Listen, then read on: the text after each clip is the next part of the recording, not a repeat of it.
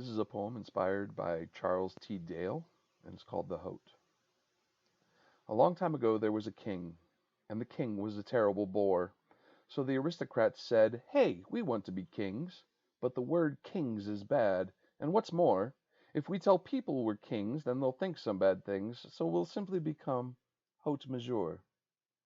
"But we want the best things," some aristocrats cried, "the power and fun out of games." "Don't worry," the reply, "behind the petty we'll hide, and we'll keep everything just the same. The petty will tell the proles what to do, how to think, what to wear, who to be, and to show that it's fair, to the proles that beware, we'll give them access to a fine petty seat. The proles will continue to labor, to make us money to buy fancy things. They'll keep us well fed, snug in comfortable beds, and covered in fab, shiny things. And to make sure the proles don't get antsy, we'll convince them that they have a choice. We'll make two sides, one red and one blue, and for that they'll all fight to have a voice. But to make sure they stay busy fighting, while we rob them all of their fair share, let's throw in some race and what God and what face, and base income on the amount of their hair.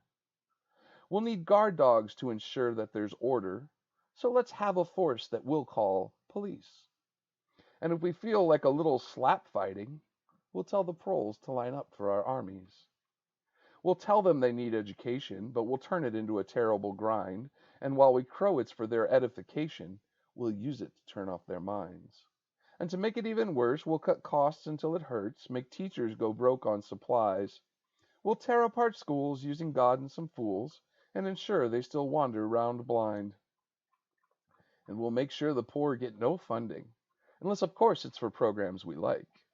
But we'll tell everyone that it's equal, and just hope that they swallow our lies. After school, we'll pay them pennies for their labor, and line our pockets quite deep with the rest. Then we'll steal those pennies back through gouging and housing, and some health care, which we'll tell them is best. We'll establish that they'll have to have rules, a nation with some God and some laws. But those rules might screw up our vacations, so for us, those laws will hit pause.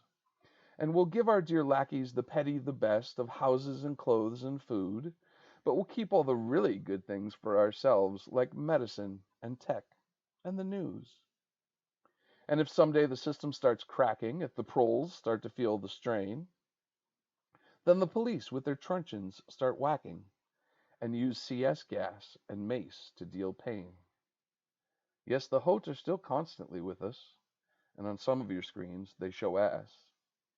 But the really, really smart ones, in the shadows they hide, always elusive, never quite in our grasp.